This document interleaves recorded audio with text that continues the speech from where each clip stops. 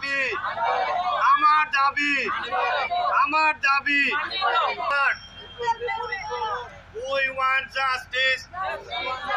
মানিবই লাগিব আমার দাবি মানিবই লাগিব We need equal pay for equal work We want justice আজি যিখিনি আমাৰ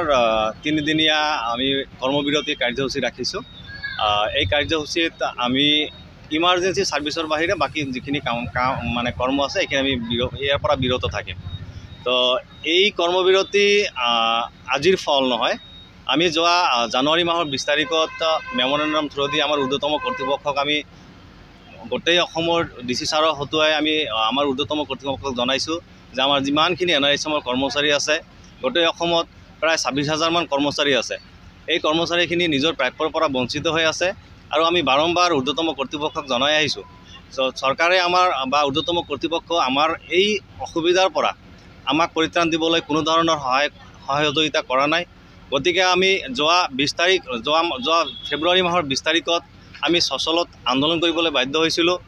আৰু এই যোৱা 3 তাৰিখ মাৰ্চৰ 3 তাৰিখলৈকে আমি এটা সময়সীমা দিছিলোঁ যে এই 3 তাৰিখৰ ভিতৰত যদি আমাৰ চৰকাৰী বা ঊৰ্ধ্বতম কোনো কৰ্তৃপক্ষই আমাৰ লগত কোনো ধৰণৰ বুজাবুজিত নবহে বা আলোচনাত নবহে তেতিয়াহ'লে আমি কৰ্মবিৰতি ৰাখিবলৈ বাধ্য হ'ম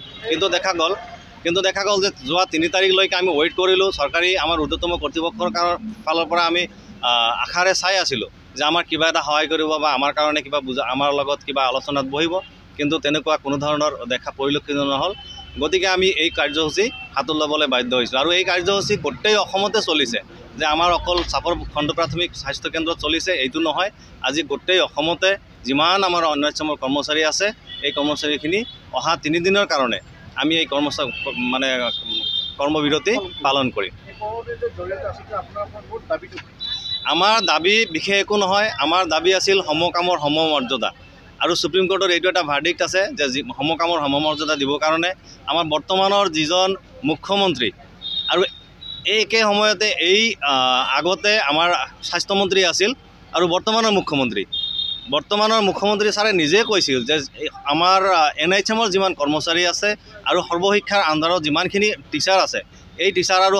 NHMৰ কৰ্মচাৰীসকলক তেওঁ নিজে মুখেৰে কৈছিল যে 7 পে যিমান দিনলৈকে এই কৰ্মচাৰীখিনিক ৰেগুলাৰাইজ কৰা নহয় 7 পে হিচাপত তেওঁলোকক চেলাৰী দিব আৰু যিখিনি চৰকাৰী কৰ্মচাৰী ৰেগুলাৰ কৰ্মচাৰীয়ে যিখিনি সুবিধা পায় এই সুবিধাখিনি দি থাকিব কিন্তু আজি অতদিনে এই কাৰ্যসূচীৰ কাৰ্যৰ কোনো ধৰণৰ ৰেছপন্স পোৱা নগ'ল মাজৰ পৰা যিখিনি আপোনাৰ স্কুলৰ যিখিনি বা সৰ্বশিক্ষাৰ ফালৰ পৰা যিমানখিনি স্কুলৰ শিক্ষক আছিল শিক্ষকসকলক নিয়মীয়া কৰিলে কিন্তু আমাৰ যি NHMৰ যি 26,000 মান কৰ্মচাৰী আছে এই কৰ্মচাৰীখিনিক কোনো ধৰণৰ সুবিধা দিয়া নাই আৰু আগন্তুক দিনত দিবনে নাই আমি সেইটো কাৰণেও আশাৰে বাট চাইছোঁ যে যাতে আমাৰ বৰ্তমানৰ স্বাস্থ্যমন্ত্ৰীয়ে আমাৰ এই মানুহখিনিক ভালকৈ সুবিধাখিনি কৰি দিয়ে এইখিনি আমাৰ মেইন দাবী